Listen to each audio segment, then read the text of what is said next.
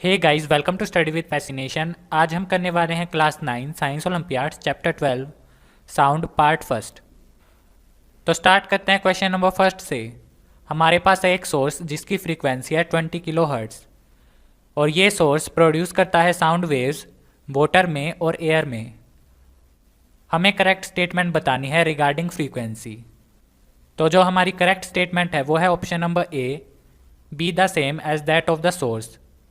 इसका ये मतलब है कि वाटर में और एयर में दोनों की फ्रीक्वेंसी सेम रहेगी, क्योंकि जो फ्रीक्वेंसी है वो मीडियम पर डिपेंड नहीं करती।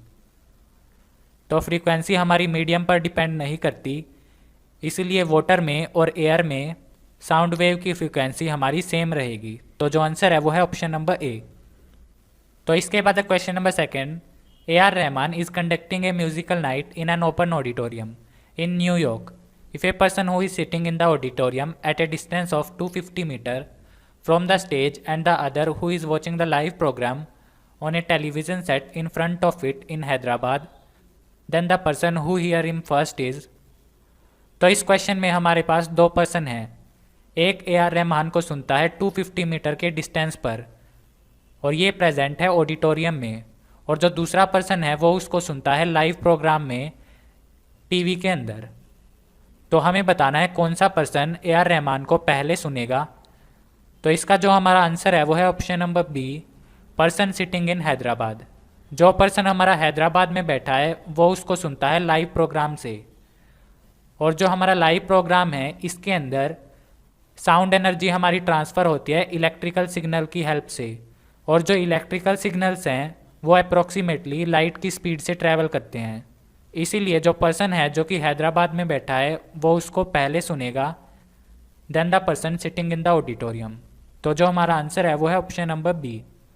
तो इसके बाद है question number 3, read the given statements and select the correct option.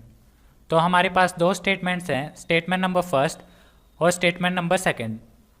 सबसे पहले है statement number first, echo is produced when sound is incident on hard and polished surface. ये स्टेटमेंट है हमारी करेक्ट। इसके अंदर लिखा हुआ है इको हमारी प्रोड्यूस होती है जब साउंड इंसिडेंट होती है हार्ड और पॉलिश्ड सरफेस पर। यह स्टेटमेंट है हमारी करेक्ट।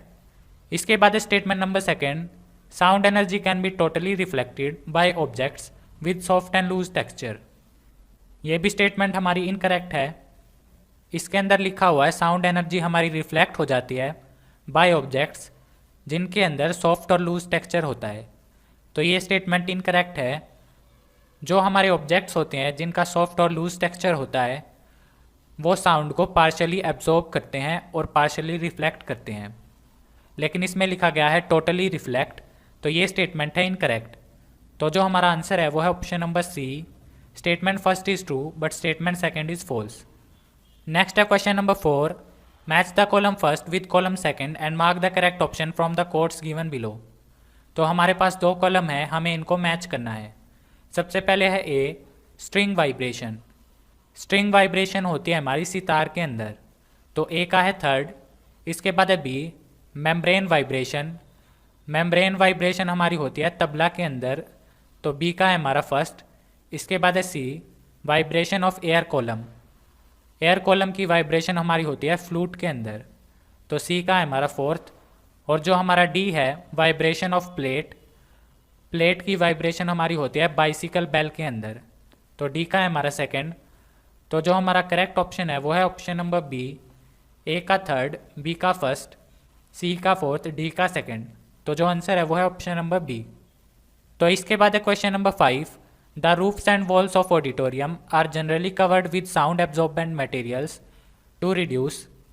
जो हमारे ऑडिटोरियम्स होते हैं उनकी रूफ्स और वॉल्स वो हमारी कवर्ड होती है साउंड एब्जॉर्बेंट मटेरियल से रिड्यूस करने के लिए।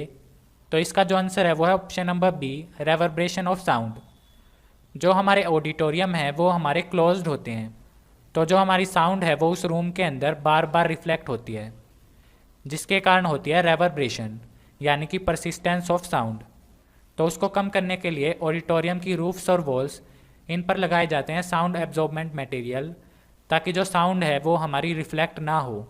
तो जो आंसर है वो है option number B, reverberation of sound.